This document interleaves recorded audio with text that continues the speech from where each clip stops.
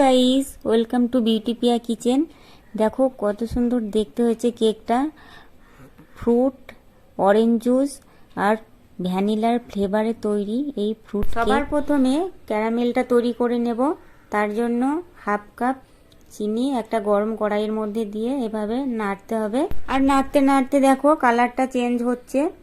এভাবে যখন ক্যারামেলের কালার চলে আসবে তখন এর মধ্যে দিয়ে দেব জল। দেখো চিনি কিন্তু গলে গলে অটোমেটিক এরকম একটা কালার চলে আসবে। আর এই কাজটা একটু সাবধানে করতে হবে যাতে গায়ে ছিটে না লাগে। ক্যারামেলের কালার চলে এসছে, এবার দিয়ে দিচ্ছি জল। আর জল দেওয়ার সঙ্গে সঙ্গে ক্যারামেল জমে যাবে। এইভাবেই নেড়ে নেড়ে আবার ক্যারামেলটাকে কিছুক্ষণ এভাবে নাড়তে নাড়তেই জল আর ক্যারামেল একসঙ্গে মিক্সিং হয়ে যাবে, তখন এটাকে নামিয়ে নিতে হবে। এখানে অরেঞ্জ জুস নিয়েছি আর এর মধ্যে দিয়ে দিচ্ছি সবুজ টুটি ফুটি, লাল টুটি ফুটি, আর দিয়ে দেব এর মধ্যে কয়েকটা কালো কিশমিশ আর রেগুলার কিশমিশ দিচ্ছি। দেখো এইগুলো দিয়ে কিন্তু আধ ঘন্টা ভিজিয়ে রাখতে হবে।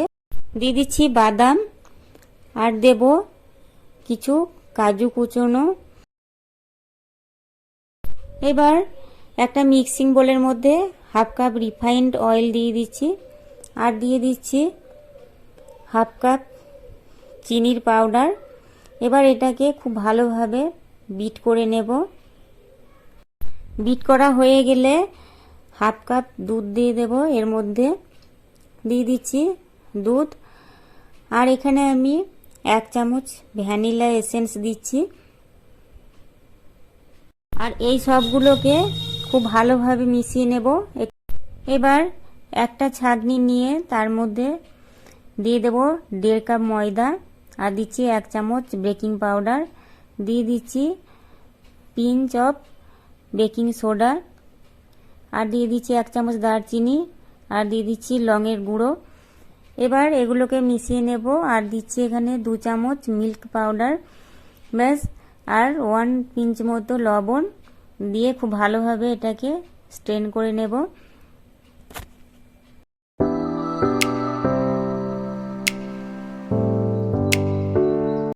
এবার সবগুলো দেওয়ার পর ব্যাটারটা বানিয়ে নিতে হবে।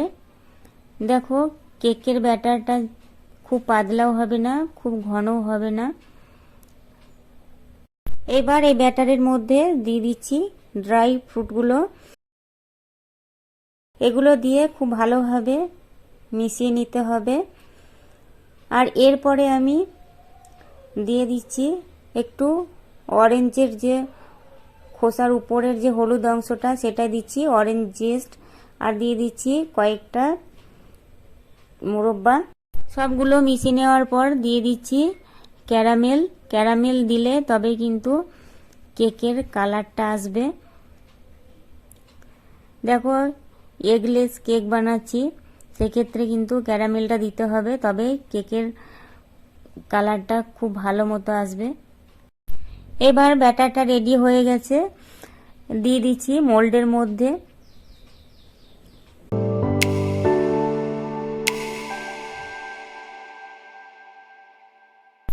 একটা কড়াইয়ের মধ্যে লবণ দিয়েছি আর তার মধ্যে একটা স্ট্যান্ড বসিয়ে দিয়ে এটাকে 10 মিনিট গরম হতে দিয়েছিলাম একদম লো ফ্লেমে। এবার কেকের মোল্ড বসিয়ে দিয়ে তারপরে এটাকে ঢাকা দেব। আর ঢাকনার মধ্যে যে ছিদ্র থাকবে সেটাও কিন্তু বন্ধ করে দিতে হবে।